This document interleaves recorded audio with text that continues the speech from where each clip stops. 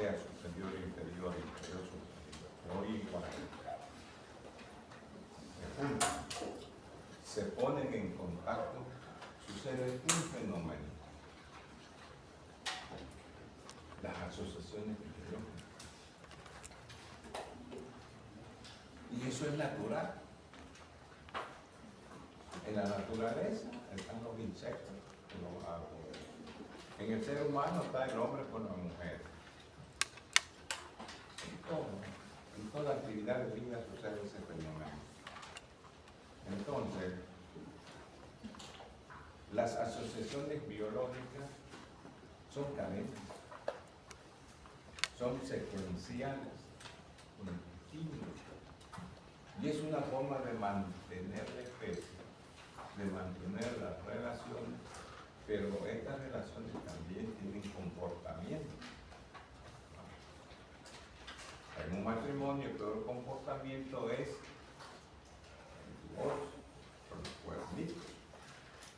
En la naturaleza el peor comportamiento entre insectos y árboles es cuando hay sequía, hay inundación, hay granizada, no hay ese contacto.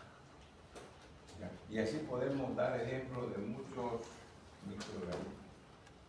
Entonces, para poder diferenciar esta relación hay que asignarle un nombre. Hospedero. El hospedero es el hombre como género. Cuidado que va a decir el profesor, siempre habla de hombre. No, cuando digo hombre en género es hombre y mujer. Es una aclaración. Entonces, el hospedero es el hombre o la persona donde el parásito se aloja temporalmente y que cumple parcialmente su ciclo. Muchas veces solamente llega el parásito a nosotros y ahí se acaba. Produce el parasitismo, produce la parasitosis. En cambio, es una foto cuando era jovencito, en el campo comiendo una pata de gallina, y fíjense, la pobre campesina la cocinó y no le sacó la uña. Hasta el cuero de la pata estaba ahí, no puede que sacar. Coraje, ¿no? En esos viajes locos que hago. Bien, sigamos. Huésped, hay varios tipos de huésped. Temporales, de emergencia, accidentales y variantes. Pero ¿qué es el huésped? Es un animal. Y ahí la diferencia entre hospedero. El hospedero es el ser humano y el huésped es el animal. Donde el parásito cumple totalmente su ciclo, completa su ciclo ahí ya. Es el hábitat natural. Un ejemplo, el parásito que produce la enfermedad de Chagas, que no queda en el querendón, y ahí se queda. Si sale al torrente sanguíneo y haga una transfusión, le paso a compañía, pero de forma mecánica. En cambio, el hombre es huésped, hospedero. El huésped sería la cuchuca. Yo, como ser humano, casi no se desarrolla dentro de mí el parásito, y si lo hace, ya hay variaciones génicas. En cambio, en el huésped es el mismo cromo. Entonces, los huéspedes son los animales. Ahora, el ser humano momentáneamente se puede transformar en huésped cuando su sistema de defensa está deteriorado. Es inmunodeprimido, ahí se puede transformar. Porque ahí, como ya no hay defensa, el parásito puede cumplir su ciclo a cabalidad. Pero eso es cuando hay una enfermedad de base crónica que se puede transformar el ser humano en huésped. Mientras está sano es hospedero. Vector es un artrópodo Le decimos artrópodos a los insectos porque sus articulaciones de sus miembros están articuladas. La mosca, el mosquito, el cábano, el rején, todos ellos son vectores. ¿Y cuál es la diferencia entre hospedero, huésped y vector? Que en el insecto el parásito está dentro de él. No cumple el ciclo de vida completamente, pero no tiene parasitosis. Ese insecto puede tener parasitismo, adentro lo tiene y le da los nutrientes al parásito para que siga viviendo. Ese es un vector, ¿no? Un artrópodo o un animal invertebrado que tiene parásito y tiene la capacidad de transmitir a los hospederos. Reservorio. El reservorio puede ser un animal, el hombre, o una planta, o un material inanimado, donde el parásito está ahí en forma latente, como si estuviera encapsulado, encerrado en un microambiente. Ese es el reservorio. Y lógicamente es una capacidad muy buena para los parásitos. Ustedes se habrán dado cuenta de los mosquitos. Cuando hace frío, no hay. Cuando llueve, no hay. Pero cuando pela el sol, hay mucha humedad. ¿Qué sucede? ¿Dónde estaban? Se han transformado como reservorios. Se han metido hueco del agua, en las axilas de los animales, bueno, en cualquier lugar, pero ahí están en forma latente. Esos son los reservorios. Y parasitismo. Es la relación directa y estrecha, ¿ya?, de los organismos bien determinados. Parasitismo. Aquí actúa el hospedero, el ser humano, pero se produce parasitismo, compañero, cuando el hospedero le da el nutriente, el alimento que necesita el parásito, entonces él está feliz, ¿no? Está ahí viviendo, dividiéndose, comiendo. Pero en el momento en que le quitamos esos alimentos, ya no tiene que comer, entonces migra.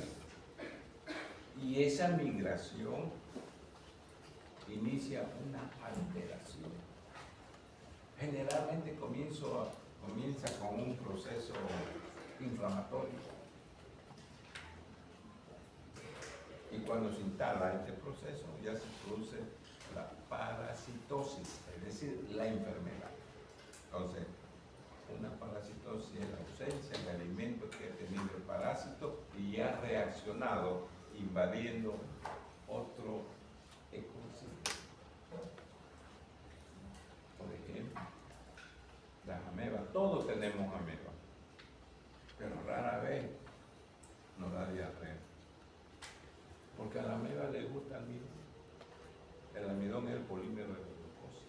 ¿Y nosotros qué comemos? El 90% del almidón, compañeros. Yuca, camote, arroz, todo es almidón. Él está feliz, pero dejen de comer almidón por lo menos 2 meses. Invade otro tejido, baja su mucosa, puede hacer una úlcera, puede hacer una perforación intestinal. ¿Sabe Dios qué puede?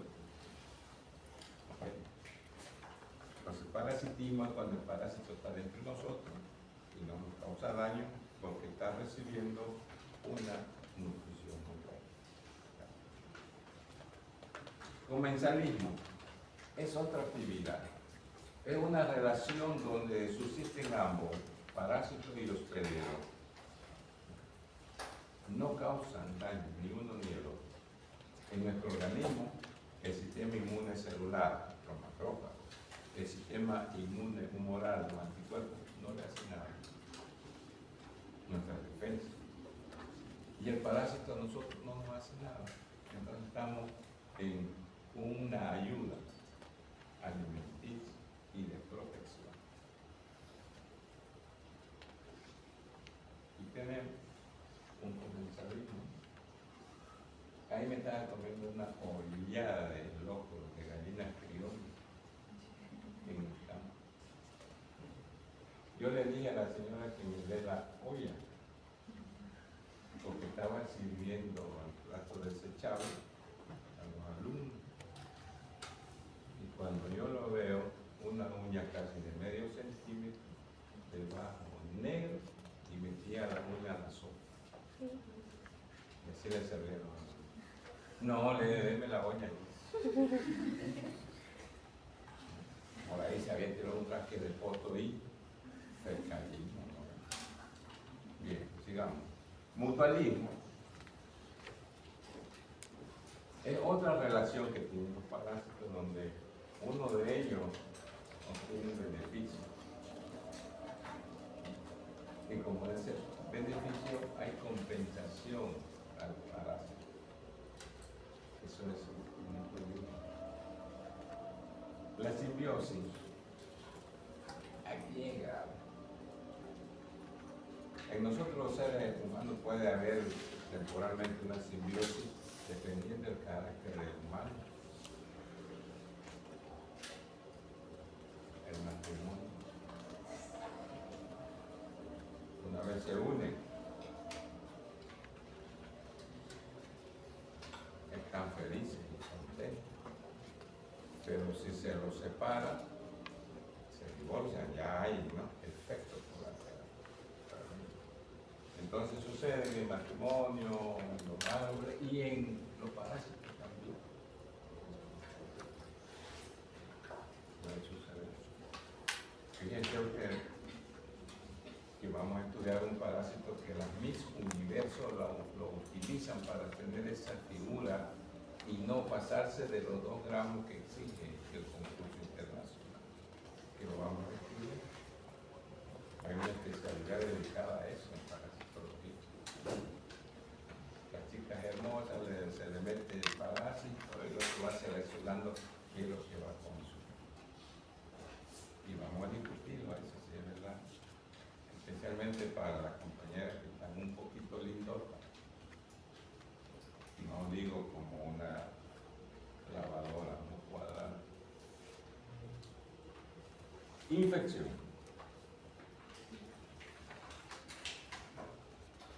Con C, infección. Es cuando el parásito se encuentra en el interior del hospedero. Aquí no estoy mencionando nada de hueso, porque las enfermedades parasitarias en el ser humano, por tanto, son hospederos. No hay una serie de gusanos, ya lo vamos a estudiar a ese bicharraco que era el problemón de Santa Cruz, allá no está, gracias a Percy. Porque Percy nos puso cemento en el cerebro, ¿no? Y antes había muchas cunetas con agua. Ahí vivía, es decir, ahí nos introducía a nuestro organismo. Ya vamos a conocer el sector. Infestación. Miren, la anterior es infección con C. Infestación es con S. ¿Qué significa?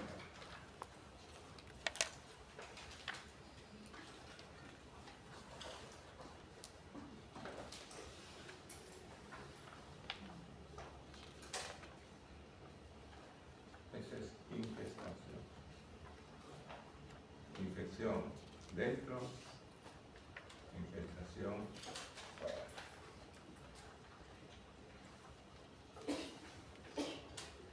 He escuchado y muchas veces en el examen, defíname qué es una infección. Y doy un ejemplo. Infección es cuando el parásito está dentro. Por ejemplo, el piojo, la garrapata. Nada que ver, compañero. El piojo y la garrapata nunca van a estar dentro de nosotros. Entonces, infestación es cuando el parásito está en la superficie o en la parte externa.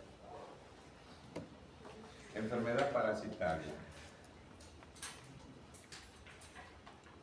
Se produce cuando el parásito está ahí y le cambiamos de nutriente. Al cambiarle el nutriente, él busca alimentarse, migra a otro órgano, a otro tejido, lo transforma y produce el parasitismo, la parasitosis o enfermedad parasitaria. Pero escuchen bien esto, ténganlo en la memoria, compañeros. Quien hace el daño a nuestro organismo no es el parásito, porque el parásito fue creado para cumplir la cadena biológica, la cadena alimenticia. Nosotros somos los causantes, primero por la falta de higiene somática y el segundo por los malos servicios de salud pública. Y cuando el parásito entra y nosotros no le cumplimos sus exigencias alimentarias, este migra. Y al migrar, el sistema inmune celular, los macrófagos, van y atacan. Pero el parásito es un gigante, se lo come. Vamos a ver que el sistema de defensa con los parásitos no funciona. Entonces, al ser vencida la primera línea de defensa, entra la segunda, el sistema inmune humoral, los anticuerpos. No fue el tecito para los parásitos, los anticuerpos. Es una comida proteica, más lindo que se vuelve que su parásito. No sean uni o pluricelular. Quien hace el daño a nuestro organismo es el complemento. No es el parásito. El parásito está ahí cumpliendo lo que la naturaleza le encargó. Pero como nosotros hemos sido un poco tacaños en el alimento, él migró a otro lado. Todo el sistema de defensa fracasó.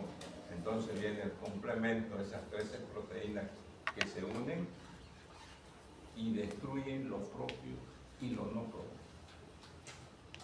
Y al destruir lo propio y lo no propio, se inicia toda la cascada del proceso inflamatorio que ya ustedes conocen.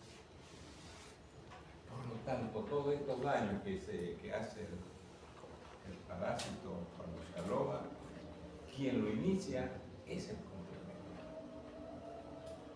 Y si esa persona está desnutrida, recuerden que el complemento son proteínas.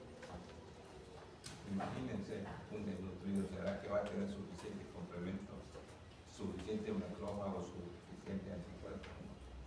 Y se produce ese proceso. Después ya vamos a hablar de por qué esa destrucción tisular. También hay zoonosis parasitaria.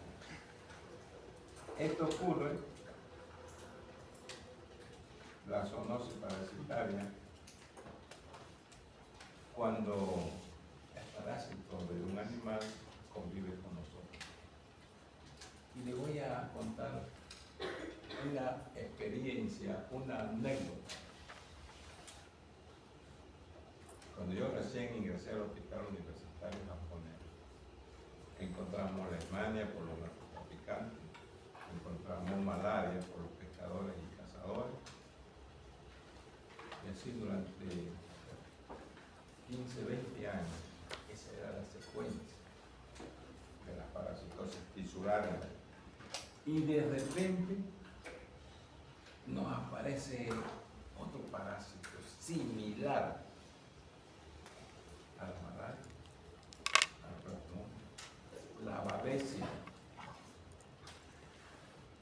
Oiga,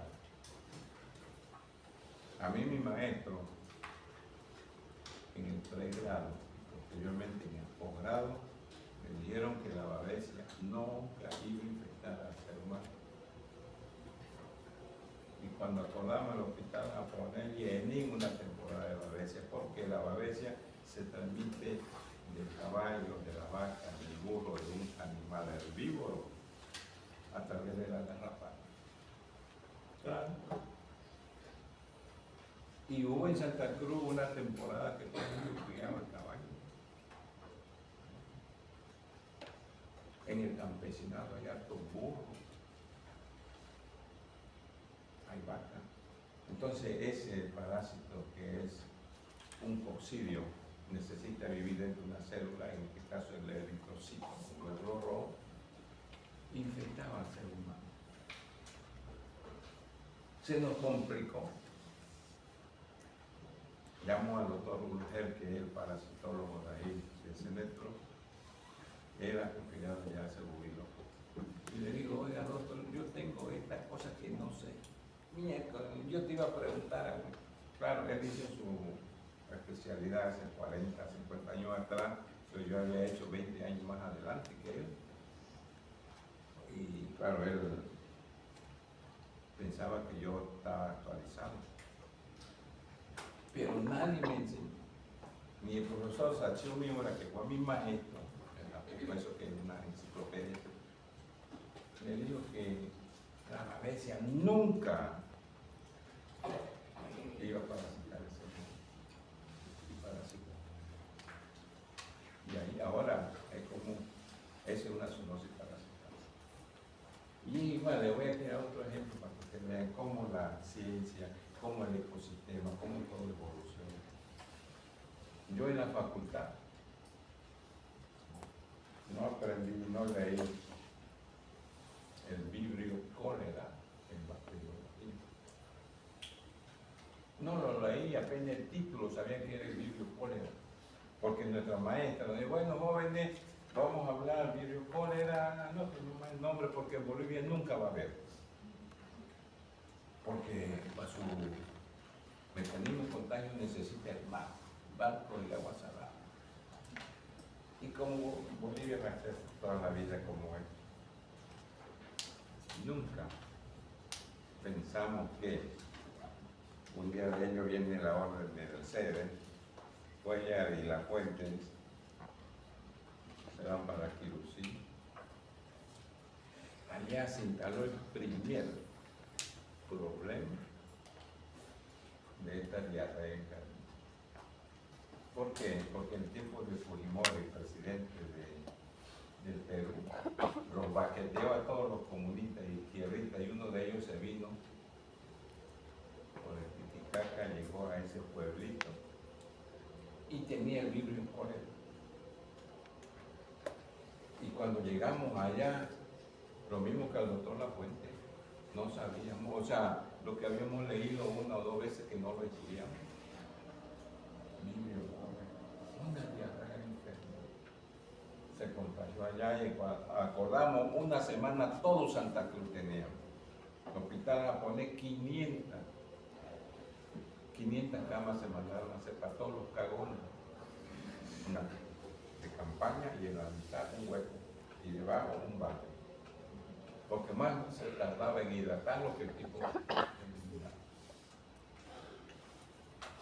Y ella nos dijo, no va a haber bacterias en Bolivia, porque no tenemos más.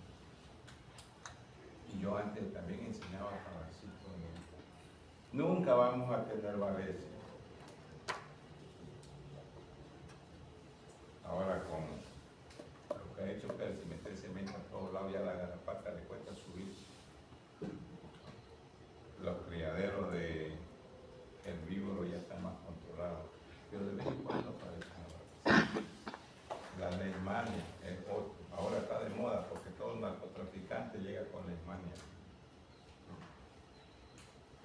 Tengo una historia después de eso, se la voy a contar. Eso es una zoonosis parasitaria. Oiga, y tal vez yo le esté enseñando una, pero cuando estén en la vida práctica profesional, pues sí te parezca más. Porque el cambio climático, el sistema, el microecosistema y el nicho ecológico de Santa Cruz está cambiando.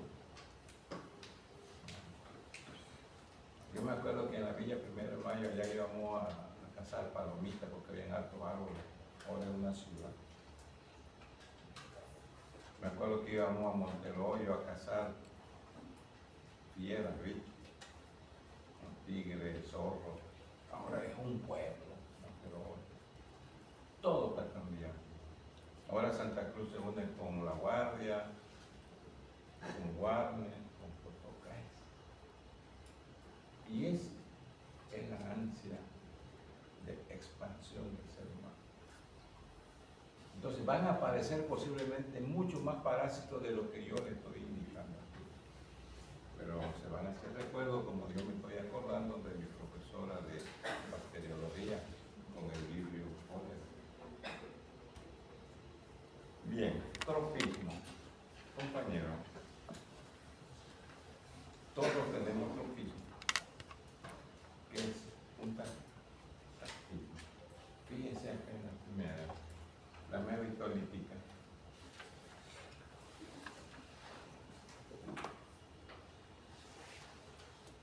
Se está elongando, está emitiendo un pseudópodo en busca de los gránulos de almidón.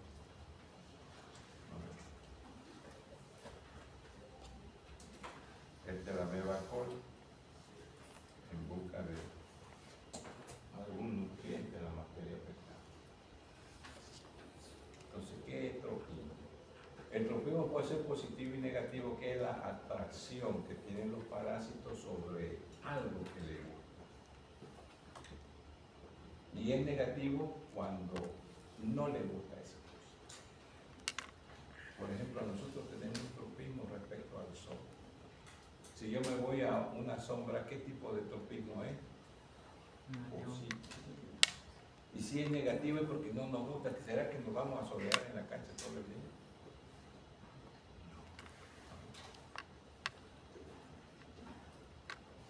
Entonces, en todos los seres vivos sucede ese tropismo.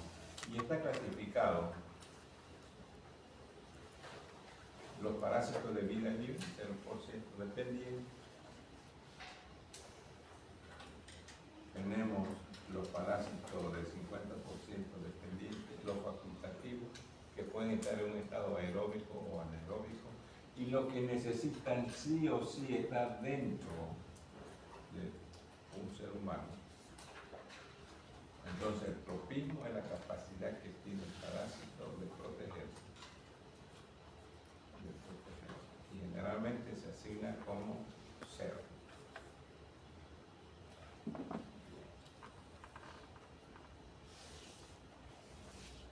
¿Qué hora es?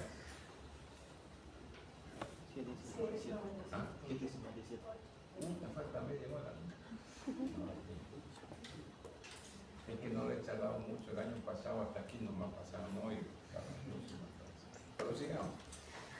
Oigan, cuando el parásito ya está dentro de nosotros, suceden dos fenómenos.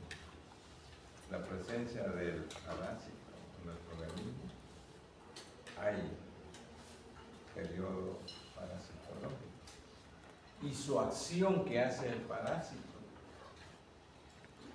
se llama periodo clínico, el efecto, los síntomas. Fíjense que los periodos, cuando el parásito está queriendo ingresar a nosotros, se conoce como periodo prepatente, en la etapa de infección, cuando está entrando el parásito a nosotros, en cualquier mecanismo. Ya vamos a ver los mecanismos de contagio y la vía de infección más adelante. Entonces, el periodo prepatente es esa etapa comprendida entre el momento en que está entrando el parásito y se está adaptando a nuestro organismo. El otro periodo, patente, cuando el parásito se adaptó en nuestro organismo, ya le gustó estar ahí. Ese es el periodo patente. El periodo subpatente es cuando el parásito descansa, se pone en perfil bajo dentro de nuestro organismo para que el sistema de defensa celular, humoral o complemento no actúe, porque se está preparando para dividirse, para cumplir su ciclo y aumentar la población. Ese es el periodo subpatente. Y luego tenemos el nuevo periodo, cuando ese parásito invade nuevos órganos, nuevo sistema o nuevo hosped. Ese es el nuevo patente. Que estos periodos parasitológicos coinciden con los periodos clínicos. El periodo prepatente lo conocemos como periodo de incubación. Y generalmente, si no es por la picada de un insecto, es por los aerosoles. Cuando salamos, tosemos. Ese es el estado que relaciona el periodo prepatente, que es parasitológico, con el clínico, que es incubación. El periodo de los síntomas, y la conocen ustedes, el prodrómico, el de estado y el de convalescencia. Una subclasificación donde se expresa la enfermedad. Y nosotros la evaluamos a través de los síntomas en cualquiera de estos subperiodos. Esos son los síntomas. Luego tenemos el periodo de latencia, donde nosotros nos sentimos bien. Pero es que el parásito se está preparando para dividir. Oiga, y vamos a ver cuando veamos el tratamiento antiparasitario, el gran error que cometemos todos. Si el profesional médico le pone RP, tómese 20 tabletas, broma. Y nosotros no compramos las 20, compramos 5. Y esas 5 nos las tomamos y ¡pam! Entramos en el periodo de latencia. Ya estamos sanos, decimos. No, si el médico le dio 20 tiene que tomar. Si eran 5 ampollas, 5 ampollas.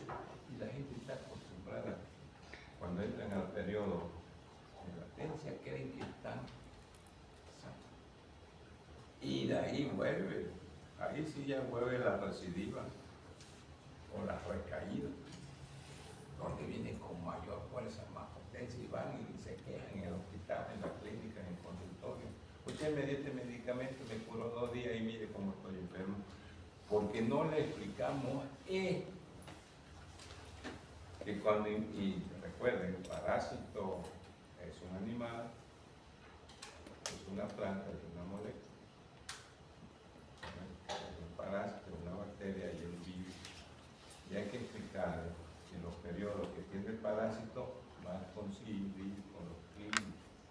Y esta es la etapa más peligrosa. Decirle, le estoy dando esta receta de 20 tablets, cápsulas, comprimidos, lo que ustedes le manejan.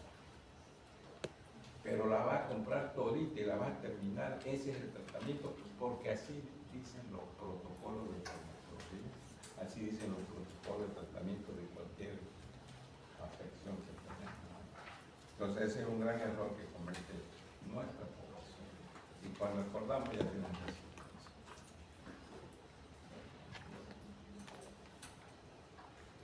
Clarito, esto de los periodos parasitológicos y clínicos es muy importante y eso lo tienen que manejar así. Y cada parásito tiene un periodo diferente. Bien, yo le voy a cargar esta terminología médica. Leanla. Son 5 prácticos de terminología médica de mi área de la parasitología y que se relacionan con otras áreas como la inmunología, la microbiología y otras guías. Entonces esto, coprofobia, por ejemplo, la forma despectiva de mirar una es con solo leerla ya hay coprofobia. Coprostasia, una enfermedad de Chaga ya, vomitada, no quería pecar. Copefilia, es como lo que tienen los perritos, ¿no? Les gusta comer esta materia fecal. Coprolalia, es lo que tiene el profesor así. Le gusta hablar de la materia fecal. Y coproporfiria es una enfermedad alteración del proceso del ciclo de la hemoglobina. Entonces ustedes así van a ir aprendiendo estos términos que yo necesito que lo sepan por información, por cultura general. ¿Okay? Pregunta hasta aquí, compañero. ¿Clarito el tema? Vamos a ver otro. ¿Cómo está? El presupuesto para la investigación. Yo, por ejemplo, publico todos mis trabajos de parásito en NURS, en japonés, en la revista NURS y en la revista Chicago en inglés. Porque detrás de mí tengo una enciclopedia. Cada año viene el profesor Satsumi Miura a ver su formación, porque yo fui becado por ICA. Harta plata le costó a ICA. Por lo tanto, yo tengo que publicar 2 o 3 artículos científicos en la revista. Y lo voy a traer cuando llegue. Le gusta, porque fue docente de la CAIO, de la Escuela de Medicina de allá de Tokio. Le gusta venir a pasar clases conmigo aquí en medicina. Entonces, cuando venga, se lo voy a mostrar, se lo va a presentar y le va a contar la jocha que un profesor de parasitología de la. Por lo tanto, él definió que su trabajo lo hacía porque nadie investigaba sobre los parásitos. Muy pocos. Estudió la bioquímica de los parásitos. Más se dedicó a los parásitos que a los vertebrados y bacterias. Y sobre todo estudió ese mecanismo bioquímico. Estableció que los parásitos tienen la misma composición química del ser humano. Carbono, hidrógeno, oxígeno y nitrógeno. Tienen proteínas, pero no las mismas del ser humano. Porque las agarra el parásito, las proteínas del ser humano y las adapta. Los hidratos de carbono lo mismo, aunque la glucosa es la molécula principal de producción de energía, la utilizan los líquidos, tienen electrolitos, tanto cationes como aniones. Oiga, son perfectos a nosotros. Y de acuerdo a esa composición química, es que tienen afinidad con nuestros órganos. Por ejemplo, el corazón, proteínas fibrilares.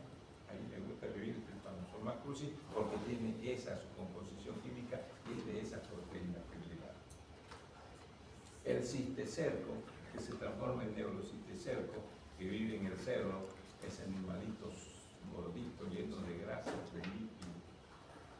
Le gusta vivir en el cerebro porque ahí es un alto contenido de lípidos en el cerebro. A las amebas le gusta el almidón que está en el tubo gastrointestinal porque todo lo que comemos es almidón. Entonces, eso definió este estudio. Indicó que el hidrato de carbono más útil de los parásitos es el glucógeno. Y nosotros tenemos glucógeno hepático y glucógeno muscular, pero almacenado. Y si lo tenemos almacenado, pues ellos se entran y encuentran alimentos. Tenemos que le gusta un lugar de poco oxígeno, son facultativos, le gusta la glucosamina, la galactosa. ¿Por qué los niños tienen más parásitos que los adultos? Por su alimentación, ¿no? La galactosa, que encantar a los parásitos. Hay mucopolisacáridos, trealosa, actarilosa. Bueno, todo esto son carbohidratos o hidratos de carbono que le gustan a los parásitos. Proteína. La función de la proteína en el parásito es de formar el esqueleto. Es su esqueleto. Es el componente antigénico, es es decir, su marca de calidad que ellos tienen para que nuestro sistema de defensa vaya y lo reconozca, ¿no? El químico que va a producir anticuerpos. Y pueden unirse a cualquier otra biomolécula. Los lípidos varían según la especie. Fíjense que nuestro organismo tiene diferente composición química de lípidos. En el cerebro hay más, en los pulmones hay más, en el hígado, bueno, en todos los órganos. Y los parásitos van y se alojan justo donde la composición química de ellos tiene similitud con la composición química de nuestros órganos. De ahí que ellos tienen afinidad por nuestro órgano. Uno le gusta el pulmón, el otro el riñón, el otro el intestino, no sé, el otro el cerebro, el corazón. Esa afinidad se debe a la composición química de eso. Los lípidos también les sirven como reserva energética, como protección. Las sustancias inorgánicas, todo lo que es electrolitos, aniones y fracciones químicas. Por lo tanto, conviven pacíficamente con nosotros hasta que le quitamos lo que le gusta. Es como en el matrimonio, ¿no? Si no le damos comer a nuestra mujer, nos deja, pues se va a buscar y le dé comer. Lo mismo sucede con el perro, no le den comida al perro, se sale y va donde el vecino. O sea, esa relación existe entre parásito y hospedero, el bien. Entonces, en los procesos metabólicos, ¿ya llevaron bioquímica o están llevando? ¿Con quién están llevando? Con Marta, con Yandira, con Hidalgo, buenas son, ¿no? ¿Saben?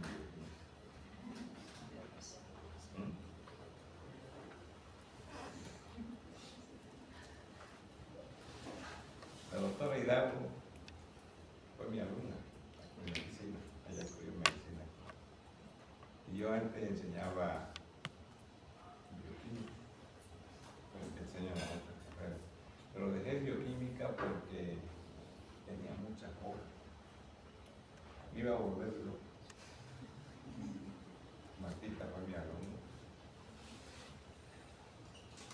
Elizabeth Hidalgo fue mi alumna.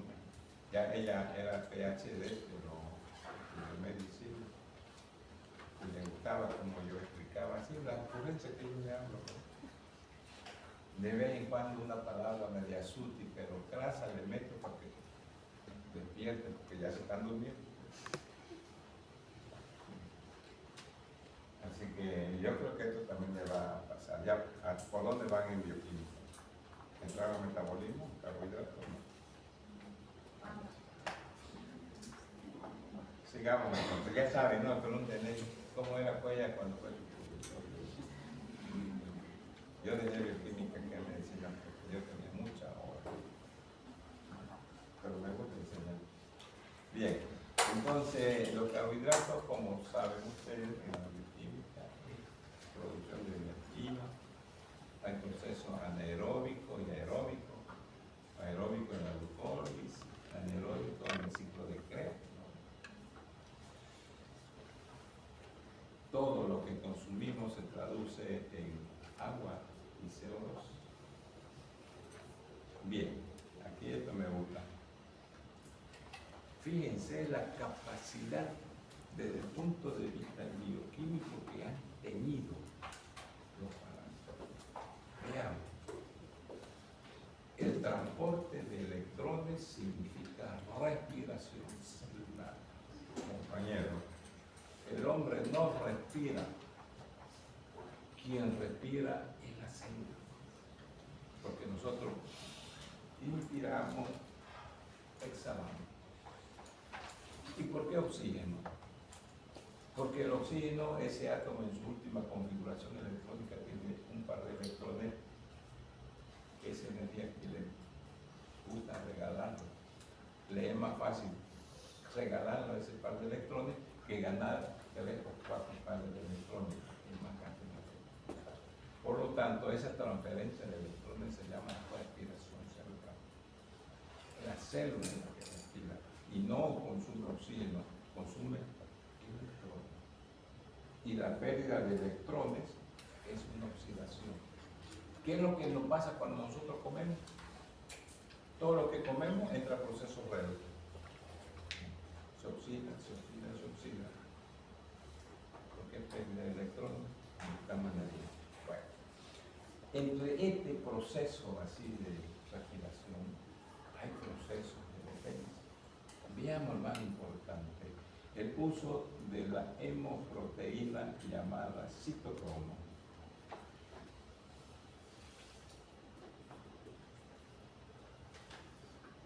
El ser humano tiene la enzima más potente de nuestro organismo, que es la P450. Citocromo P450. Esa es la que destruye todos los xenobióticos. ¿Y qué es un xenobiótico? Una sustancia que destruye los tóxicos de nuestro organismo. Pero el parásito también tiene similar enzima y ahora se conoce como el citocromo IP450. Esta es la enzima protectora de toda la estructura bioquímica del parásito. Oiga, tiene lo mismo que nosotros, por eso convivimos, por eso no lo podemos eliminar nunca. ¿Ya? Entonces, ¿cuál es la enzima protectora del parásito? El citocromo IP450. Y el ser humano es el citocromo P450. La diferencia es esta Y. ¿Correcto? Mitocondria. Los parásitos tienen mitocondria. Y en la cresta mitocondrial, ahí se cumple el ciclo de Krebs. Pero ese ciclo de Krebs es interesante, porque necesita de magnesio, de manganeso, de fósforo, de zinc, para que se produzca esa respiración celular, para que se produzca esa producción de energía.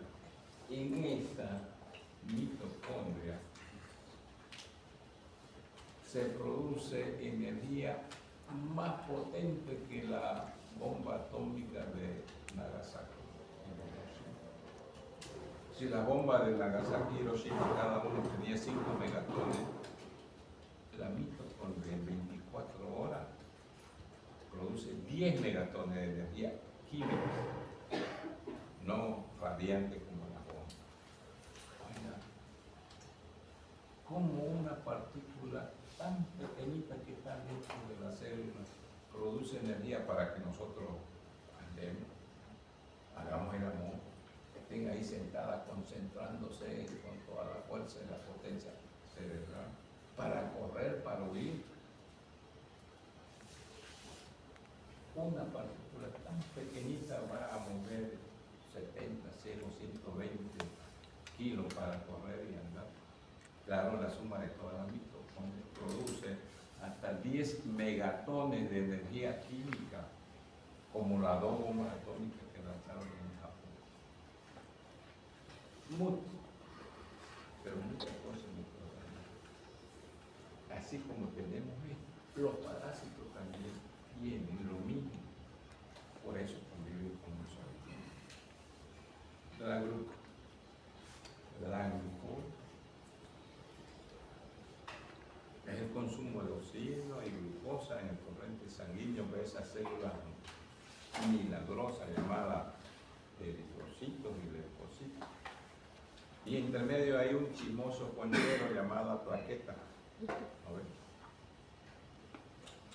También tiene. Increíble. Por lo tanto, los parásitos, igual que nosotros, hacen oxidación biológica. Pierden electrones para tener energía. Entonces nunca lo vamos a eliminar, ¿no? siempre vamos a convivir. Por eso, compañeros, para no tener parasitosis, sino parasitismo, tenemos que alimentarnos saludablemente. Comer las 5 comidas, no las 3 que hacemos muchas veces como universitarios, una, tener tiempo, pero debería ser 5.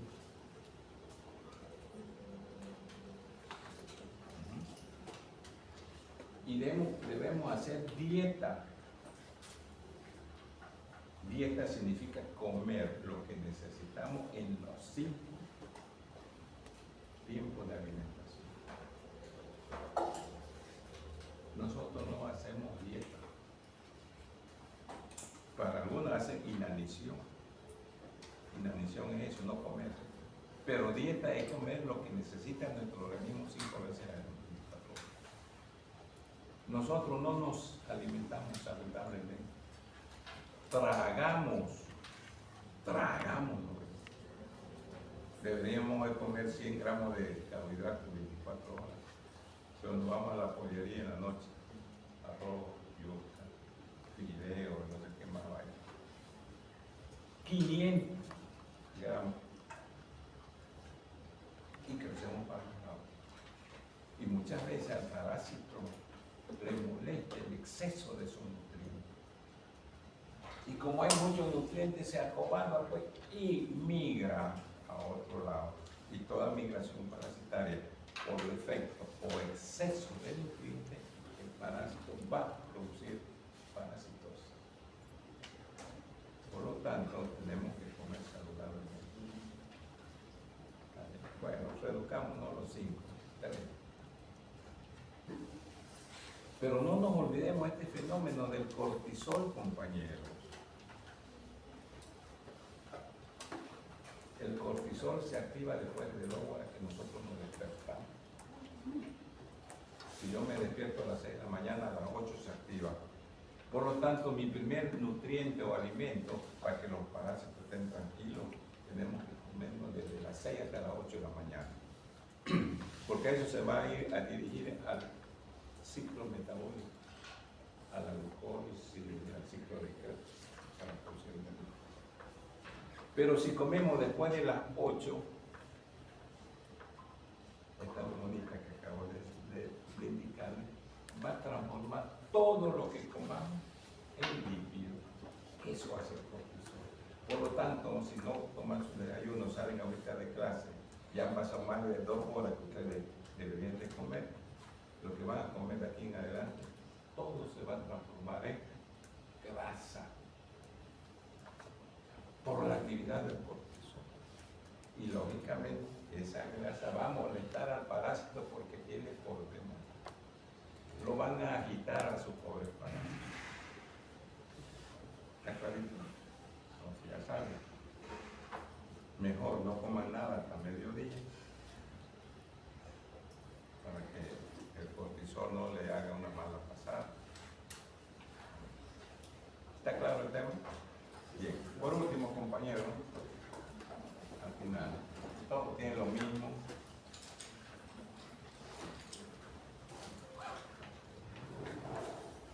Chenone creó la proteómica y la genómica. La proteómica es el estudio de las proteínas y la genómica es el estudio de los ácidos nucleicos.